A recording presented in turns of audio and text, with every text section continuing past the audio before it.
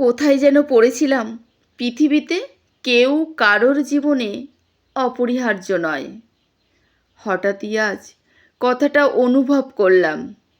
কথাটা আসলেই সত্য।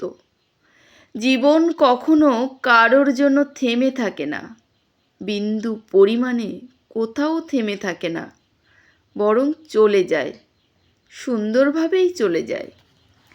যে মানুষটা আপনাকে ছাড়া বাঁচতে পারবে না বলে আপনি ভাবছেন, তার জীবন থেকে শুধুমাত্র একটিবার হারিয়ে গিয়ে দেখুন তার জীবনে কোনো প্রভাব পড়ে কি না।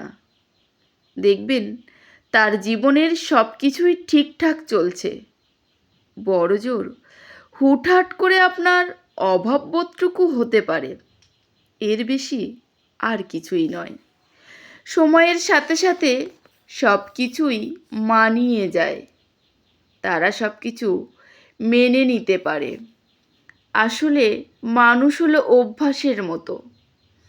কোনো অভ্যাস যখন তৈরি হয়ে যায় তখন সেটা পাল্টে ফেলা একটু কঠিন, কিন্তু অসম্ভব কিছুই নয়। এটাও ঠিক তেমনি, মানুষও অভ্যাসের দাস। অভ্যাসের সঙ্গে সঙ্গে তারা সেগুলোকেও কাটিয়ে উঠতে পারে। আজ বহু বছর পরে স্মৃতির দরজা খুললে বহু মানুষের মুখ ভেসে ওঠে। মনে পড়ে যায় তাদের সাথে কাটানো অজস্র ছোট বড় মুহূর্তগুলোকে, যা একসময় জীবন্ত ছিল, প্রাণবন্ত ছিল। তারপর তারপর জীবনের একটা বয়স আসে যেখানে মানুষদের ভিড়গুলো আস্তে আস্তে কমতে থাকে, সম্পর্কের সুতোগুলো কেমন আলগা হতে থাকে। গণ্ডি ছোট হতে হতে হঠাৎ একটা বিন্দুতে এসে কেমন থেমে যায়। সেই বিন্দুতে হয়তো হাতে গোনা কয়েকজন মানুষ থাকে, তবুও আমরা the show must go on বলে এগিয়ে যেতে থাকি জীবনের রাস্তায়। মহামারী পেরিয়ে যায়, বছরও একের পর এক কেটে যায়।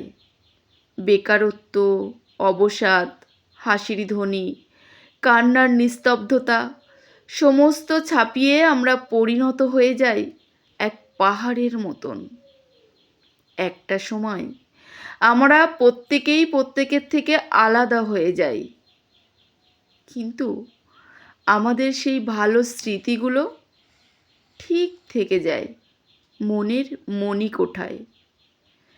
সকলেই ভালো থাকুক, এই দীর্ঘ অচলায়তন কাটিয়ে সবাই ভালো থাকুক।